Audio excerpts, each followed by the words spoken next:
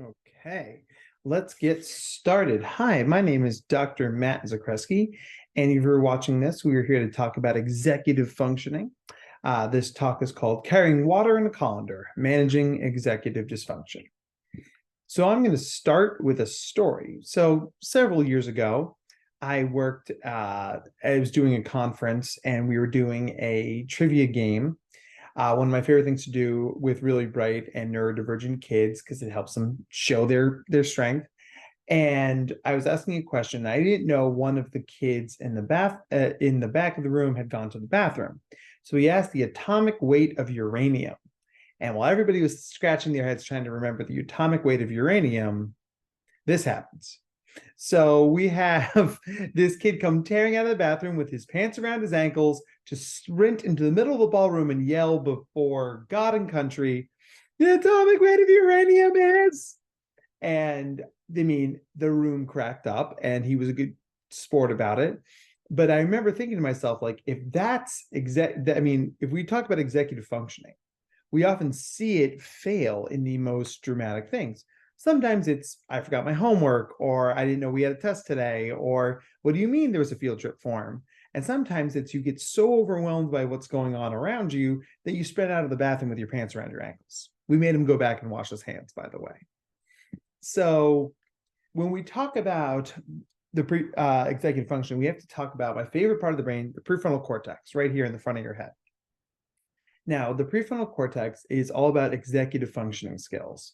That's planning, follow through, task initiation, task completion, self-regulation, time management, attention, all these things, right? But really, it comes down to the idea of behavioral inhibition. You want to do a thing, and you have to make sure the time and space is right for you to do the thing. If we go back to the child from the trivia story, it was not the time and place for him to answer that question, at least until he pulled his shorts up, right? We need to be able to stop and think before we respond. And this is a challenging thing if you have ADHD, if you're gifted, if you're autistic, because of natural differences in the prefrontal cortex. What ends up happening specifically in the gifted brain is you've got all these superhighways, right? You've got all these neuronal connections, information whipping through your brain. And the prefrontal cortex job is to sort all that information and determine when to respond, how much to respond, and when to stop responding, right? When all those things are happening, it gets bogged up. It gets like all these trucks, and just this absolute, mess of a bottleneck here. And because that's how our brains are made. And that's nobody's fault. But what we need to do is we need to understand that that's what's happening from a neuropsychological perspective as we seek to intervene with our kids around executive functioning deficits. So cognitive controls like executive functioning, they take a lot of energy. You have to gain information, which means I have to pay attention. You have to retain the information, so you have to code it. And then you have to have the skills to communicate that information in some way. That could be verbally, that could be written, that could be nonverbal communication, right? It could be texting, it could be a million, interpretive dance if you're in that mood, right? And the brain supplies that energy using dopamine. This is an excitatory neurotransmitter. So that means the brain says, ooh, this is the thing I want to do. I'm going to use some dopamine to do this thing because I'm going to get a burst of dopamine for finishing the thing, right? It's what we call a microcircuit. You need dopamine to get those tasks done, but you gain more dopamine for completing them, right? So you need to pay to play, but you get a lot more from playing. The problem is that if we have kids who are running low on dopamine, if they don't have the energy to regulate themselves, they're not going to be able to step into this microcircuit and gain the more dopamine from doing the task. So we've got to figure out how to get them unstuck. And technically speaking, the only two things your brain enjoys are the neurotransmitters serotonin, which is inhibitory and regulates the body, and dopamine, which is excitatory and activates the body. So there are two developmental pathways going on here. So there are some benefits for having lower EF skills, especially when you're younger. This is when we get to be silly, get out of our chair, run around the room, be creative, play, all the wonderful things that little kids get to do. And those things are excused a lot more in young kids, as they should be, than middle school, high school, college kids.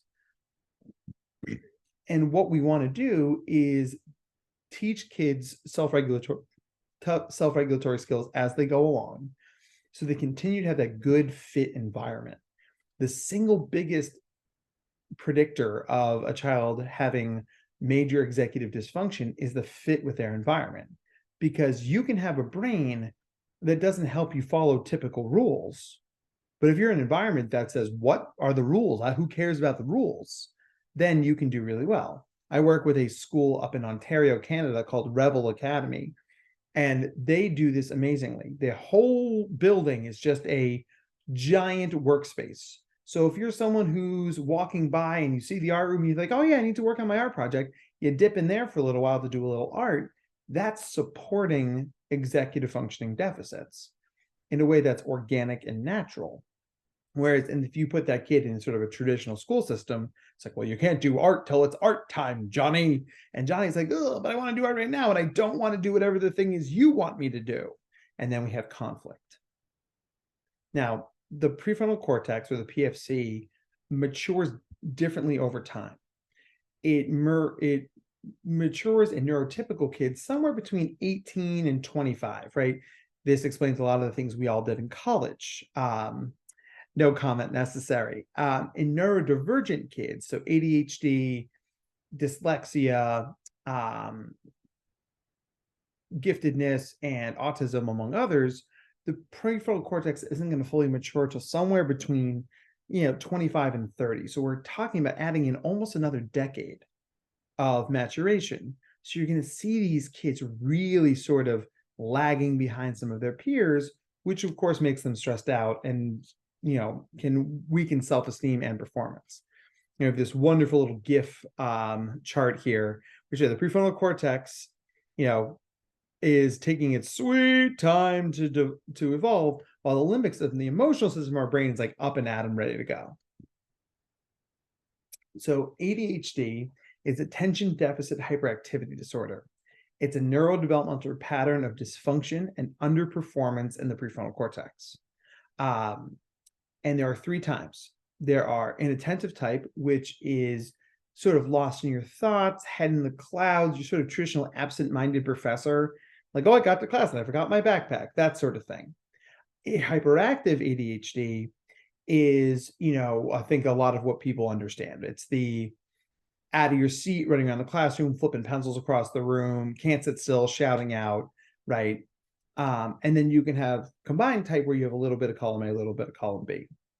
Now, it is worth noting that ADHD doesn't come without strengths. It comes with strengths in creativity and thinking outside the box and charisma and connecting with peers, right? ADHD people are terrific in a lot of different things, right? But ADHD is also not a superpower. It comes with some significant weaknesses, right? So weaknesses including organization and follow through and self-regulation. You want somebody with ADHD to be your date to a wedding, right? Because they're fun, they'll be on the dance floor and they'll be making friends. You don't necessarily want to bring that same person to a formal dinner at your boss's house. It's not to say someone with ADHD can't do that. It's just not an environment that's naturally fitting their skill set. And here's what we see, right? In kids, because you don't outgrow your ADHD brain, right? It doesn't magically disappear when you're 18. It can take you a long time to complete assignments if it's not something you want to do. Trouble staying on task, and difficulty sitting still. You see the fidget in their hand, right? An adult, right? Becoming bored easily. If you're sitting there at your job and you're like, oh my God, this is the most boring day ever, as you fill in yet another report, it might mean that you have the wrong job. It also might mean you have ADHD. Trouble listening, sustaining information during conversations, all those things can make your life harder. And you can see that none of these things are the traditional sprinting around the classroom, throwing pencils across the room that a lot of people think about when they think of ADHD. So these symptoms might get missed or misdiagnosed. It's like, well, everybody gets bored at work. Sure. But do you get so bored at work you're crying? Or do you get so bored at work that you sort of dissociate and wake up 3 hours later? Right? I'm fond of saying that everybody has trouble paying attention sometimes. The difference between ADHD and not ADHD is that when you need to pay attention, you can't. Right? You go to flex that muscle and the muscle doesn't respond. That's the difference, right? Everybody has moments where they can't pay attention or they don't want to pay attention. I get it. Right? That's being human. But when you watch a kid with ADHD try and buckle down and focus and lock in, and they just simply cannot, that's when you realize that this is a different brain and also a disorder, because the prefrontal cortex is just not able to do its job. So ADHD Alien is a wonderful resource, especially for younger kids. You guys are going to get these slides, so I'm going to skip reading these cartoons. So when we go through executive functioning skills, which we talked about before, it's worth mentioning that pretty much every teacher organically teaches executive functioning skills, right? The homework is on the board. Write down the homework in your homework book. When you get home, you can look at the homework in your homework book and then take the paper out of the folder and then do the thing, put it back in the folder, bring it back to me tomorrow. All of that is executive functioning. We're making a plan. We're inhibiting off-task behavior. You're managing time. You're following through. It's all locked in. So school organically teaches a lot of EF stuff. But if those things don't come easy for you, or we're asking you to do them around a thing that doesn't come easy, it's hard and it's not fun.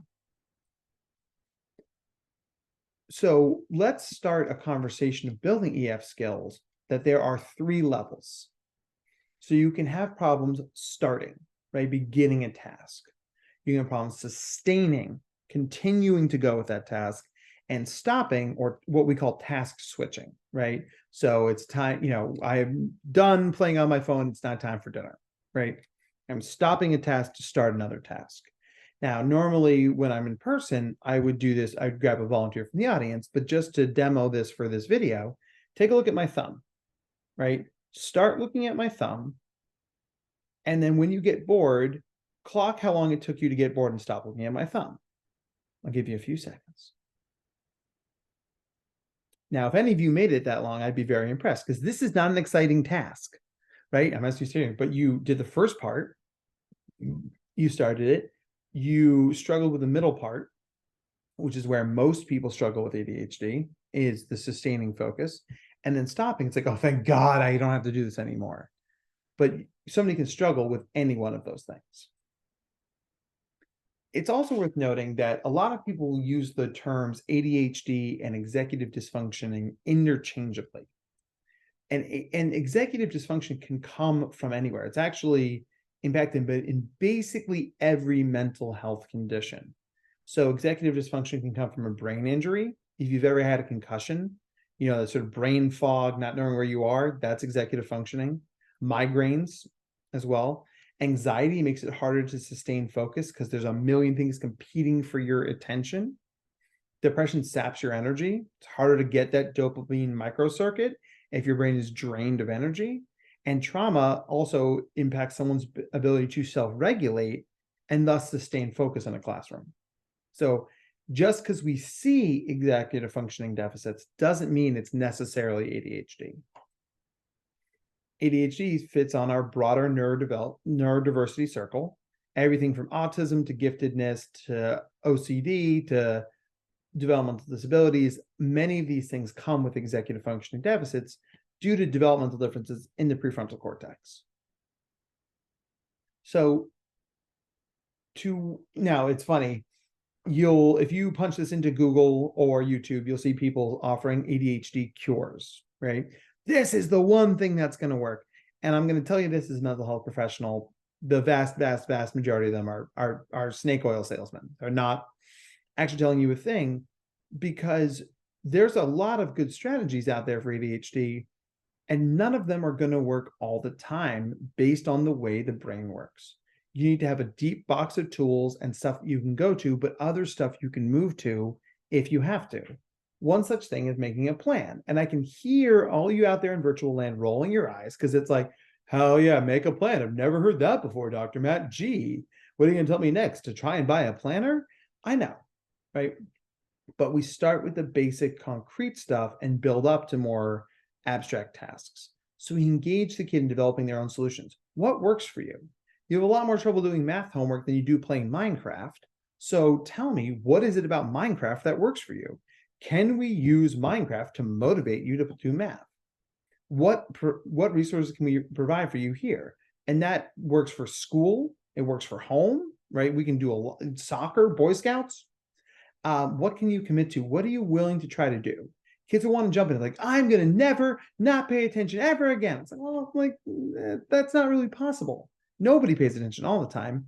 What if we said, we're going to try to do less than 10 off-task behaviors this week? We'll try that. That we can commit to. Developing executive functioning skills can't just be on the kid. The adults, the teachers, the aides, the principals, the school counselors, the parents, everybody's got to be pulling in the same direction. So how can the adults support the kid through that goal? A lot of positive reinforcement, a lot of rewards, a lot of structure, a lot of double checking. And how do we measure your progress, right? How do we tell you did a good job so we can build in that reward circuit, which really helps the ADHD brain learn? We also want to avoid blame and shame. Ross Green says kids do as well as they can, and that is 1,000% true, right? The kid already knows that they're screwing up. They already know that they're behind. Trust me, as a psychologist who sees a lot of kids with ADHD, I've never seen a kid with ADHD who hasn't been like, what? These things are wrong with me? They're like, yeah, I screw up. I lose things. I forget things. I mean, everybody says I'm a mess. I'm a screw up. And it's like, you can see the pain on their face. So we want to collaborate towards a positive solution. You don't have to be perfect. We acknowledge that mistakes have been made, and then we try to fix them. Better plans have documentation, defined follow-up periods. We should be checking in once a week, once every other week, once a month. What are we doing? A lot of rewards. Let the kid have an insight into the rewards. It could be screen time. It could be candy. It could be access to their favorite stuffy. Let's collaborate. We meet their behaviors with empathy and understanding. Remember, these are brain differences, not choices. It is so easy to see maladaptive ADHD behavior as a choice. This kid is disrespectful, right? It's like, that's not really how it works. And a lot of support in the systems we operate in. I love this little cartoon here, right? Non-ADHD storytelling, start of story, end of story. ADHD storytelling, well, yeah, if you love with someone with ADHD, I'm sure you've been on the back end of a story like this. So another way to get kids is to get their attention. So when we trigger attention, it can be fleeting, right? Loud sound like a snap my finger. You all probably looked at my hand, but you're not still looking at my hand because my hand isn't doing anything anymore. So we need to change or challenge the current understanding to gain the student's attention. So this can be academic, this can be in the arts, this can be in sports. We do something surprising, complex, uncertain, novel. ADHD brain loves novel things, right? What can we bring that's new? And we want to hit challenging activities that are on the right edge of anxiety for them. When we change the level of attention, it heightens the chances that person makes a meaningful connection. When we make a meaningful connection, we internalize that data. So we want to recognize relevant things, right? This thing that we're talking about is not unlike Pokemon. And here's how it's like Pokemon. The kids are like, Pokemon, I want to know more. We want to increase their personal utility. So it isn't just some abstract concept. It's like, hey, if you master this kind of coding, you can be a high-level IT professional and get paid $1 million and have your own show on MSNBC. And kids are like, well, all right, then I can do that. And increase feelings of belonging, right? ADHD, like a lot of neurodivergences, can be very isolating, because it's like, well, who wants to be around the ADHD kid who's going to lose things and act up and get us in trouble? But if you are putting that kid in a position of empowerment, if you're letting that kid play to their strengths, then that kid is going to do better, feel better, and surround themselves with a positive group of peers. So just as a demonstration, right, of the novelty question, most of you watching this know that George Washington is commonly known as the first US president. We've all seen Hamilton. We know what's going on. But what if I told you that George Washington was actually the 15th US president? See, now all the ADHD kids in the room who are half paying attention to this were like, wait, what? 15? What? Tell me more. Right? We've got their novel piece of this. And the idea is that George Washington was the first president under the under the US Constitution, but the 15th president, because the first 14 were under the Articles of Confederation, our previous system of government. Now, is this a technically true answer? Absolutely. Do ADHD kids love technically true answers? Absolutely. And so do our gifted kids and our dyslexic kids, right? They like knowing those little like trap doors and back entrances. So that piece of novelty, right, is interesting to get their engagement. And then as a teacher, you can say, so let's talk about what the Articles of Confederation are. We can define them, talk about where they came from, talk about why we got rid of them, and talk about how we replace them, right? The Constitutional Convention, right? I was chosen for the Constitutional Convention, right? That's how we make these moments of novelty into a lesson. Furthermore, in terms of sustaining attention, we got to start somewhere, right? A good place to start is always in the kid's interest. One of the biggest mistakes we make as academic and mental health professionals is we ask kids to build executive functioning skills in areas or classes that they don't like. You know, I was a kid who struggled with math as a kid, and it was like, all right, math, you really got to focus, really got to dial in because you got to focus because it's math and you're bad at math. I didn't want to focus on math because math was hard. I didn't like it. So I'm not saying a kid can't focus on math because obviously that's a skill they need to learn, but we can connect that skill to hoping it generalizes by building it in areas where kids are really focused. Like, look how well you pay attention in art. Art is engaging and interesting. And, you know, how do we apply these things to math? How can we make math class more like art class? We're gamifying it. We're putting in novelty. We're putting in projects, right? The same kid who doesn't want to do a page of math problems might want to do a design based on fractals. How do we teach a kid fractals? Well, okay, let's have that conversation, right? A lot of flexibility, a lot of creativity time, right? We want to understand there's going to be trial and error, give them lots of feedback, and always come back down to choices. It's also it's all vital to remember that blame and shame don't help people change, right? You know, well, you should be able to do this. Well, that doesn't help them do better. In fact, it makes them feel worse. So we expect pushback and hopelessness and frustration, right? We praise the behaviors we want to see. And I can't emphasize this enough. If you see that kid really struggling to dial in on this, praise that effort. Be like, hey, listen, I know this isn't easy for you. I know you want to be better at it, and I can see how hard you're working. We develop their interests through situations. We focus the content to get them more engaged. We turn that content we're giving them to content they have on their own. That individual interest is like, well, I kind of, you know, the teacher made World War II sound interesting. And then I realized that my grandfather served in World War II. And now I want to learn more about World War II on my own. And now I'm someone who's a part-time docent at the local museum, right? Like that's a reasonable timeline for a lot of these kids. Maybe not right away, but you can work with me here, right? Of course you can. And we want to learn as we go. Interests are intrinsic. And the problem with how most schools are is we tell kids what they need to learn and what they should be interested in. You should want to read Wind in the Willows. Why? I like Wind in the Willows. That doesn't mean you do, right? As we engage more, we naturally learn more. When kids show us their interests, they're giving us a doorway to educate them and to connect with them. So when we learn as we go, it also assumes competence and ability. You tell me you're really interested in Pokemon. That tells me that you know things about Pokemon. You've learned them on their own. You can probably recite me some facts and figures. That assumes you're competent. Regular education, traditional public education, assumes incompetence. You don't know this, so I'm going to have to teach you it. Well, what if we ask the kids what they knew?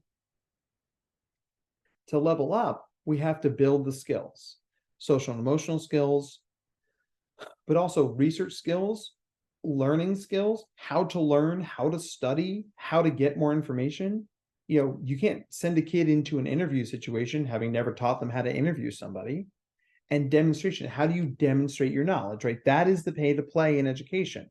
No matter what kind of school you go to, whether it's homeschool or a hoity-toity private school, at some point you got to stand up and say, this is what I know and this is how I know it. So giving kids some insight in how they're demonstrating their knowledge also helps them sustain attention. And we want to measure the process.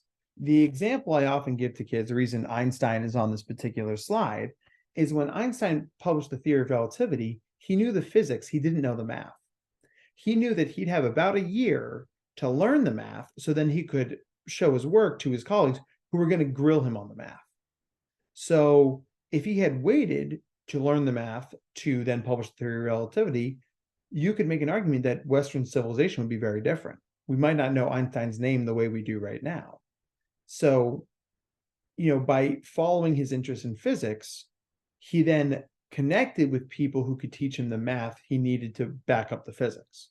Our kids are the same way. If your kid tells you they want to learn how to bake a perfect lemon meringue pie, well, then we need to talk about the physics and the biochemistry of baking. And maybe you can't get them there, but the kid says, I want to learn how to make a lemon meringue pie. You don't say, well, here's an oven. You say, what do you know about baking? And then let's start there. And I'm going to teach you the stuff you need to know as we go. So this all comes back down to differentiation, right? So this is Carolyn Tomlinson's work. Teachers can differentiate the content, what's being taught, the process, how it's being taught, and the product, how we're asking for demonstrations of knowledge, according to the kid's readiness to learn it, interest in learning it, and their learning profile. And every single teacher in every single school in this great world of ours can do this, right? If the kid isn't learning math through drill them and kill them worksheets, go to the dollar store, buy a bag of Skittles and say, we have 3 blue Skittles and we have 4 red Skittles. How many Skittles are there together? And let the kid do it as a manipulative, and then let the kid eat the Skittles. You can buy more Skittles. Bill me for the Skittles, guys. And then concrete communication, right? We want to set firm expectations, where we need to do it, when we need to do it, how I need you to do it, and to what standard it needs to be done. The when and how are particularly important because, gifted kids and ADHD kids are masters of what I like to call the magical land of later. I'll do it later. You're planning on watching this webinar later, but now you're watching it now, right? Show them where and how they can be creative. Give them permission to where they can color outside the lines. A lot of external reminders, phone alerts, posted schedules, things that don't require a person to do it, because as the adult, you might forget, or you might be running late. It's a lot harder to argue with an alert on your phone than his mom coming in like, time to start your homework, Tommy. And Tommy goes, 5 more minutes. And then it's a fight. Lists are good. As somebody who struggles with executive functioning myself, every time I go to the grocery store, my wife's like, I'm going to text you a list. And she does, because otherwise I forget the thing. They say they remember. They're not lying to you guys. They genuinely want to remember. They think they can, but that's not how their brains work. Give them a list. They'll be backed up. It isn't a choice. It's something that you need to help with. The grown-ups need to help their brains do better. Routine is key. Now, ADHD kids will need routine, but they hate it. It takes a lot of mental energy to opt into something. To make the choice to do a thing is hard. Remember that dopamine microcircuit? So you have to like doing it, but if it's on the schedule, it's just the thing you do, right? So think about sleep schedule and meals and free time. It's like, hey, we're going to eat dinner at this time. I don't want to eat dinner then. Yep, but that's when we do it. And you'll find that very soon it becomes well, it's 6:30. It's time for dinner. I wish we ate earlier, right? That's how we now live. So here's a sample schedule. Now, this is sort of geared a little bit more towards like a homeschool family, but this is not unlike what education looks like, especially in like a college mindset where like you have a lot more autonomy. Wake up, schoolwork at a certain time, free time until a certain time, lunch at a certain time, outdoor activity. You don't have the outdoor activity. It's not telling you have to play soccer or climb a tree or go for a swim. Just do something outside. Play Pokemon Go. I don't care, right? But when the kid sees this schedule, their brain doesn't have to spend the energy to opt into those things. Like, oh, it's 11:30, I have free time. Oh, it's 2 o'clock. It's time to finish the rest of my schoolwork. Oh, it's 4 o'clock. This is when I have piano, right? It becomes just the thing you do. Ah, see, the ADHD just leaving my body one by itself. Get a planner, right? Another strategy I use a lot with kids is sort of an adapted Pomodoro technique, is that nobody can work constantly without breaks. But the ADHD brain's like, I have to do 1,000% of this or I failed, right? It's that hyper focus thing. So you build in the breaks. You don't have to earn the break. The break is built in. So work with 45 minutes within an hour, and you can automatic 15 break. I set 2 timers on my phone. Here's my 45-minute timer. Here's my 15-minute timer, right? And then you can scale it down. You can do 15 5s or 10 30s, whatever works best for you, right? This assumes a kid can work for an hour. Maybe we start with 15 minutes and we do 15, for every 15 minutes, you work for 12 minutes, you take a 3-minute break. And then you just repeat that over and over, because when you're an ADHD kid and you're doing a thing you don't want to do, your brain starts yelling at you, when you got to take a break. I want to stop. I want to take a break. I want to take a break. I want to stop. I want to stop. I want to stop. And if you know, well, hey, listen, in 3 minutes, we get an automatic break, click, it's done. You give your brain something to push back on and it shuts it up a little bit. The best way to give instructions to kids with ADHD or executive functioning deficits is what we call the scooper technique. You are in the same place as them, so don't shout across the house. That doesn't work. Give clear instructions. Know what you want before you ask it. If you ask a kid with a neurodivergent kid, hey, behave, the kid's going to look at you like, what does that mean? Right? Does behave mean sit still? Does behave mean be quiet? Does behave mean put your phone down? Be clear. One more time, ask them to repeat the instruction, right? So if I said, if I was theoretically going to ask one of you to go get me a box of cookies, right? And say, okay, Cheryl, you and I are in the same place. Cheryl, I would like you to go get me the box of Oreo cookies from the cabinet. Cheryl says, okay. I said, Cheryl, say that back to me. Cheryl says, you want me to get the box of Oreo cookies from the cabinet? Great. I need you to do that in the next half hour. So sometime in the next half hour, do it. And I always tell my kids, if you can do it right now, do it right now. I like the rule, only handle it once. Ohio, just do it once. Cheryl goes, she gets me the box of Oreos, she comes back. She has P, performed the task. E, I'm evaluating it. Cheryl, these are wheat thins, not Oreos. Try again, right? Cheryl, these are Oreos. Great job. You can have an Oreo as a reward, right? And we always close the loop with a reward. That's what makes that dopamine circuit work. It's also vital to move your body, brain breaks, dance, wiggle, play sports. We don't let people move enough. We expect them to sit still. Kids in particular are not built to sit still. But as an adult, think about it. How often do you walk around the office with just like a cup of coffee and a handful of papers and just get some energy out? There's nothing wrong with that. Give your kids a space to do so. I often feel like it's having an ADHD brain is like having an extra 10% energy. You're running at 110% capacity.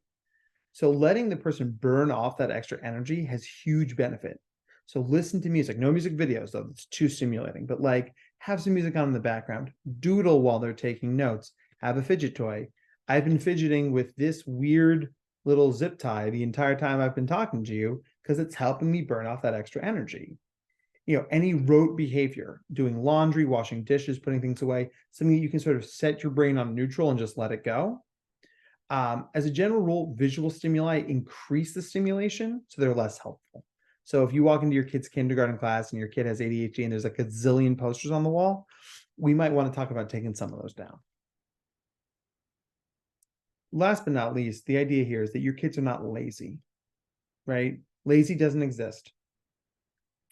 Most kids would rather get things done than not. Laziness is usually what the brain is overwhelmed, so it taps out. It's like, I just can't do this, right? So we ask the question, what's getting in your way? Be curious, not critical. That is a huge stance to take with these kids, because you're like, well, look, they're playing Minecraft. They're not doing their homework. They could be doing their homework. Absolutely. But since they know they have to do their homework, what's getting in their way that's keeping them from doing the homework? And it might be, Mom, I don't know where my textbook is, or it might be, Dad, I can't even figure out how to get started, or I forgot I have homework entirely, Grandma. Those are all good reasons, but they push back on this narrative that you're lazy.